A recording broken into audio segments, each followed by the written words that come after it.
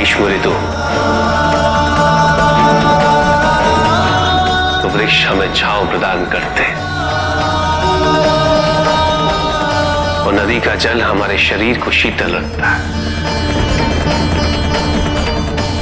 अनेक कंदराएं हैं कैलाश पर जो न केवल ग्रीष्म ऋतु से अपितु वर्षा और शरद ऋतु से सुरक्षित रखने हेतु पर्याप्त है।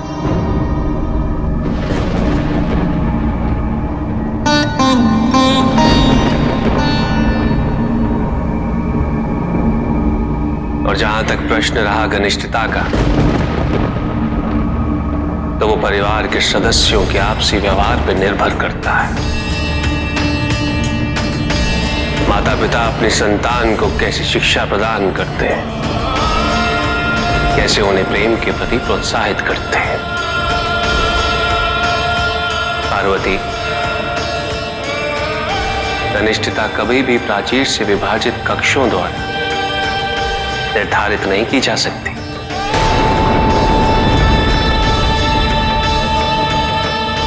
माँ, पिताजी।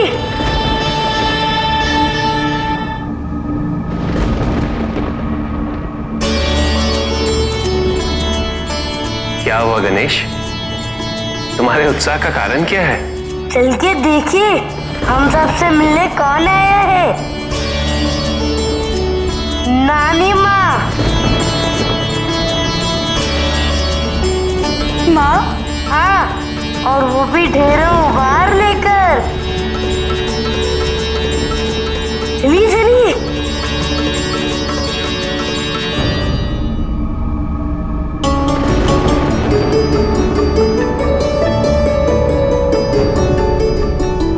ऋषि मार्कंडेय को महादेव के सबसे महान भक्त का प्रणाम। प्रणाम। जिन्हें महादेव स्वयं अपना महान भक्त घोषित कर चुके हैं, वो मेरे आश्रम में पधारे। अपने भाई कुबेर से मिलने जा रहा था, सोचा आपके दर्शन करता चलो। ये मेरा सौभाग्य है। मैं आपकी क्या सेवा करूं? महादेव भक्त को और क्या चाहिए? महादेव की भक्ति के अतिरिक्त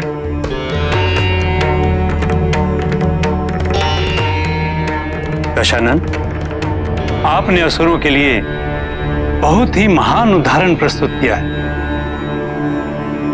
आप निसंदेह महादेव के महान भक्त हैं। पधारिए। भाई,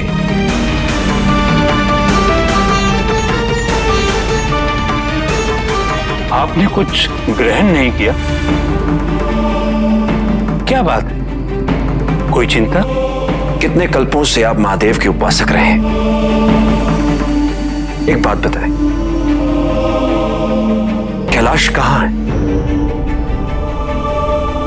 वहां तक पहुंचा कैसे जा सकता है? कैसा लगता है महादेव के कैलाश पर, महादेव के समीप? दशानन, कैलाश पहुंचकर मन के सारे विकार मिट जाते हैं। हम सब ऋषियों को परम आनंद की प्राप्ति होती है, शांति मिलती है।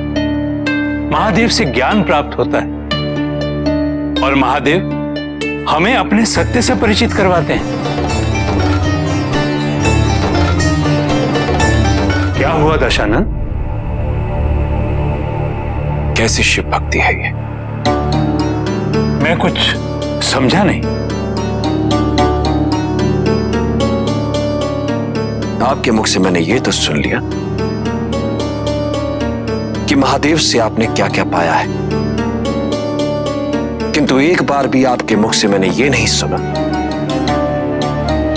कि आपने क्या क्या दिया है। किंतु महादेव को अपने भक्तों की भक्ति के अतिरिक्त कुछ नहीं चाहिए।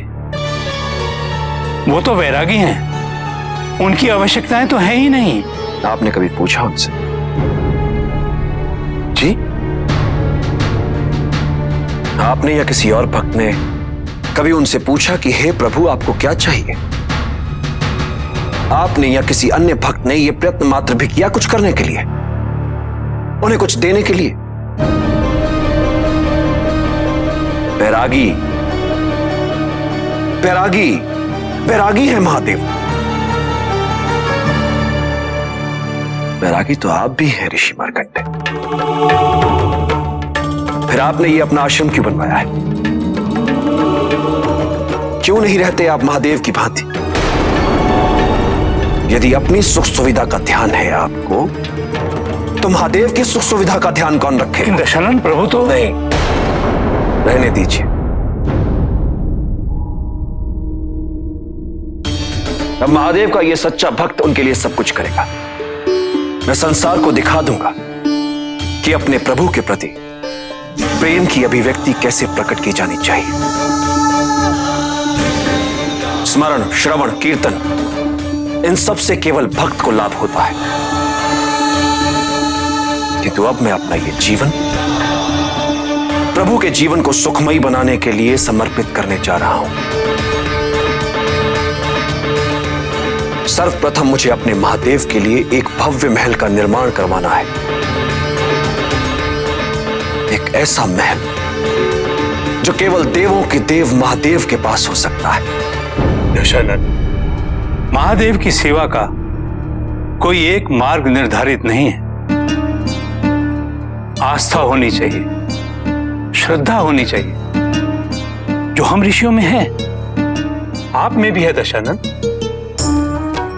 अगर आपको उनके लिए महल बनाकर प्रसन्नता मिलती है तो आप अवश्य बनाएं दशानन। किंतु एक बात कहूंगा, महादेव महल की भव्यता से नहीं बल्कि अपने महान भक्त की मंशा से प्रसन्न होंगे।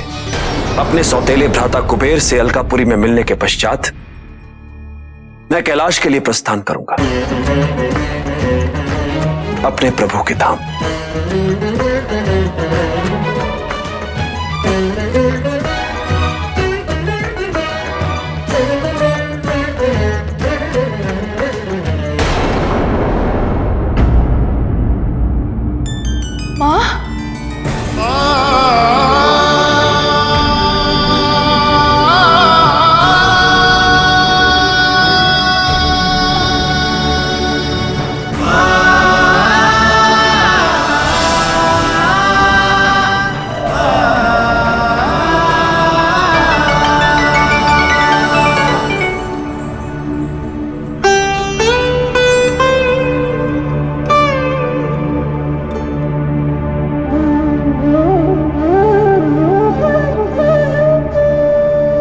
दिन हो गए थे आपको देखे हुए माँ। हमें अनुभूति हो गई थी कि हमारी पुत्री को हमारी आवश्यकता है। हमसे रहा न गया और हम चले आए।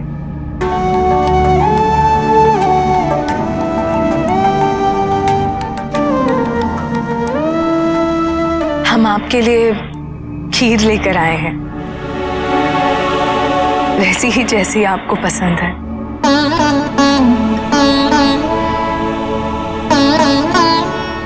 हम आपके लिए कोई उपहार नहीं लाए क्योंकि हम जानते हैं वस्त्रों और आभूषणों का आपके लिए कोई महत्व नहीं है। धन्यवाद माता।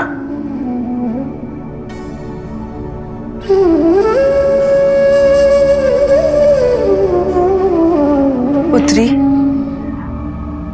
हम तुम्हारे लिए आभूषण एवं श्रृंगार की सामग्री लाए हैं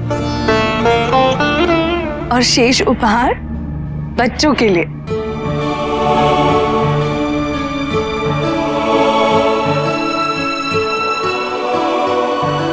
इतने सारे उपहार। दीदी देखिए, नानी माँ मेरे लिए मोदक भी लाई है।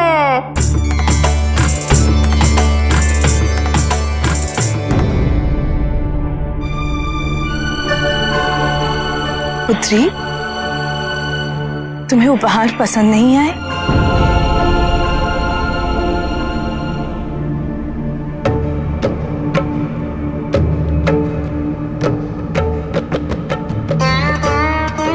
माँ, आप बहुत सारे उपहार लाई हैं, किंतु इनमें से हम कुछ भी स्वीकार नहीं कर सकते।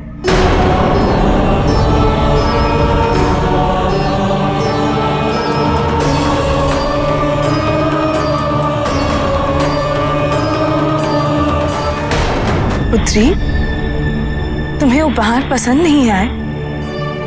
नहीं माँ, आपके ये उपहार तो बहुत सुंदर है।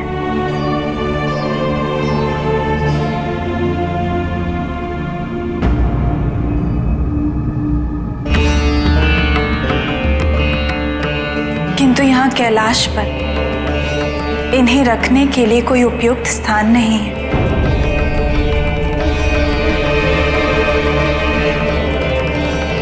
यदि हमारे पास एक भवन होता तो हम इन्हें अवश्य रख लेते।